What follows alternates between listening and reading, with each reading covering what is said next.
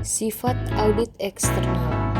Tujuan audit eksternal adalah menjelaskan peluang utama dan ancaman yang dihadapi organisasi sehingga manajer dapat merumuskan strategi untuk mengambil keuntungan dari peluang dan menghindari atau mengurangi dampak ancaman. Kunci kekuatan eksternal dapat dibagi menjadi 5 kategori besar. Yang pertama kekuatan ekonomi, yang kedua kekuatan sosial, budaya, demografis, dan lingkungan alam. Yang ketiga kekuatan politik, pemerintahan, dan hukum. Yang keempat kekuatan teknologi, dan yang kelima kekuatan kompetitif. Pandangan organisasi industri. Pendekatan organisasi industri menegaskan bahwa faktor eksternal atau industri lebih penting daripada faktor internal untuk mencapai keuntungan yang kompetitif. Pandangan organisasi industri telah meningkatkan pemahaman kita tentang manajemen strategis, integrasi, dan pemahaman yang efektif tentang kedua faktor eksternal dan internal adalah kunci untuk mengamankan dan menjaga keunggulan kompetitif. Pengaruh ekonomi. Faktor ekonomi memiliki dampak langsung terhadap potensi daya tarik dari berbagai strategi. Variabel ekonomi yang sangat berpengaruh dalam perencanaan adalah gross domestic product atau produk domestik bruto, tren nilai mata uang dolar, dan tingkat pengangguran. Tren nilai dolar memiliki efek yang signifikan yang tidak merata pada perusahaan yang di industri yang berbeda dan di lokasi yang berbeda.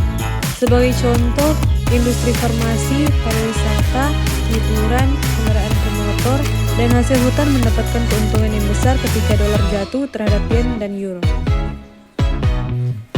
Pengaruh sosial, budaya, demografi, dan lingkungan alam. Perubahan ini memiliki dampak yang besar pada hampir semua produk, jasa, pasar, dan pelanggan.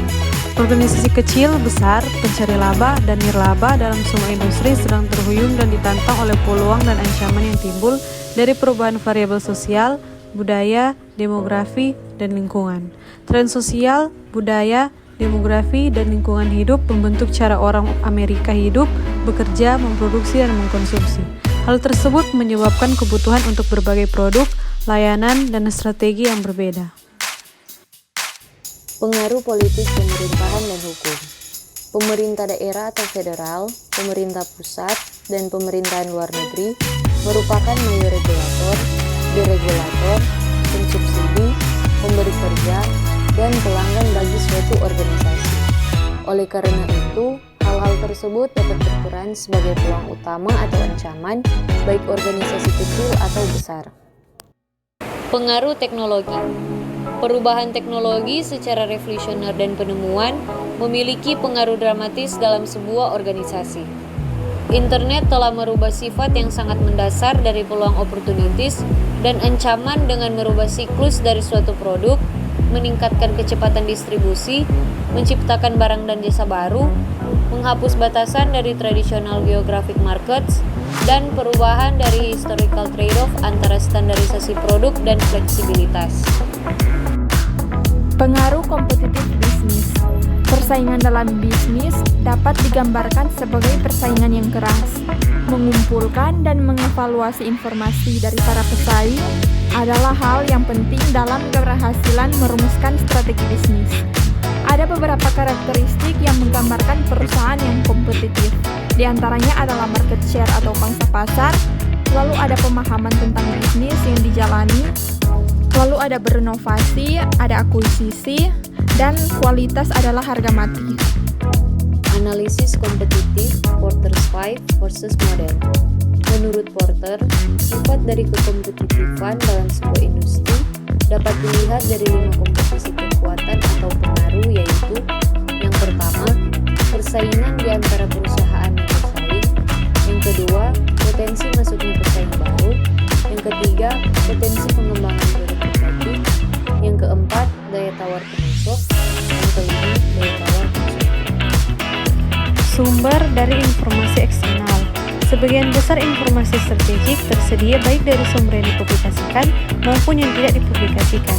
Salah satu sumber yang tidak dipublikasikan yaitu survei pelanggan. Salah satu sumber yang dipublikasikan pada informasi strategik meliputi majalah.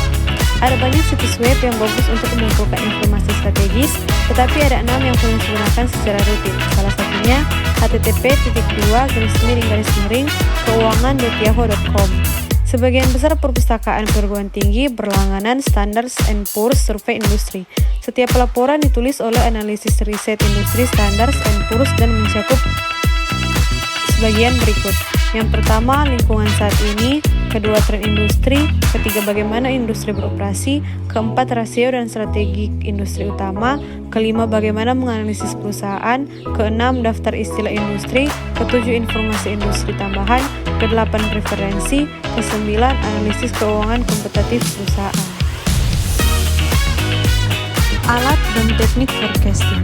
Forecast adalah kegiatan yang kompleks dengan faktor-faktor seperti inovasi teknologi, perubahan budaya, produk baru, peningkatan layanan, persaingan yang lebih kuat, pergeseran prioritas pemerintah, perubahan nilai sosial, kondisi ekonomi yang tidak stabil, dan peristiwa yang tidak terduga.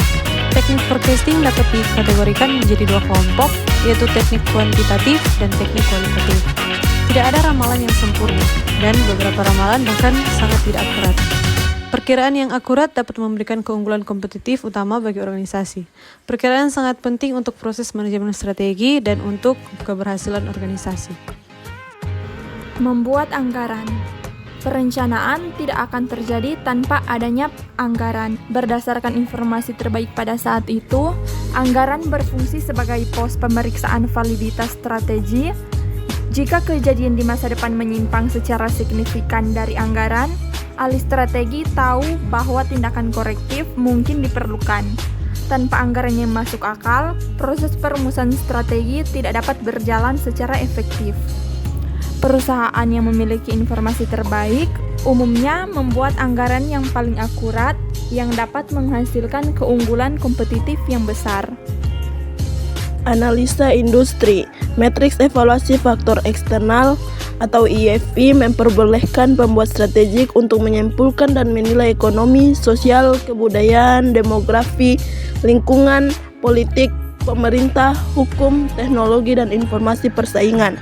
Matriks IFI dapat dikembangkan dengan 5 langkah, yaitu mendaftar kunci faktor eksternal, menentukan bobot tiap-tiap faktor dengan jangkauan dari angka 0,0 atau tidak penting sampai 1,0 sangat penting, menentukan urutan antara 1 sampai 4 dari tiap-tiap faktor eksternal, mengalihkan bobot tiap-tiap faktor untuk mendapatkan nilai bobot, jumlahkan nilai bobot dari tiap variabel untuk mendapatkan total nilai bobot dari organisasi. Kompetitif Profile Matrix atau CPM mengidentifikasikan perusahaan pesaing utama dan kekuatan khususnya dan kelemahan dalam menjalin hubungan. Keberhasilan kritis faktor dengan CPM mencakup masalah internal dan eksternal. Dalam CPM, peringkat dan skor tertimbang total untuk perusahaan saingan dapat dibandingkan dengan perusahaan sampel. Analisis komparatif ini memberikan informasi strategis internal yang penting. Kesimpulan, meningkatnya turbulensi di pasar dan industri di seluruh dunia berarti audit eksternal telah menjadi bagian yang eksplisit dan vital dari proses manajemen strategis. Bab ini memberikan kerangka kerja untuk mengumpulkan dan mengevaluasi informasi ekonomi, sosial, budaya, demografis, lingkungan, politik, pemerintahan, hukum, teknologi, dan persaingan.